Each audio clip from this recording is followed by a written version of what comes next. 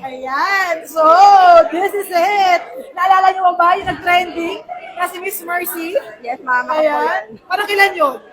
August 8 po. August 18 nag-start. Ngayon, kumuha na siya ng cheque. Magkano yung first cheque mo noon? 38 po. 3,800. Opo. Ngayon, magkano cheque mo?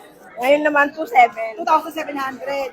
So, last cheque mo, 3,800 last week. Ngayon, 2,700. So, abnormal talaga ang kitaan mo. No, abnormal kasi malaki last week eh. Tapos mababa ngayon. Pero, gaano ba ito katagal ginagawa? Ilang oras lang sa isang araw? 2 to 3 hours lang po. Grabe, 2 to 3 hours. Anong work ni Miss Mercy ulit? Mall keeping po.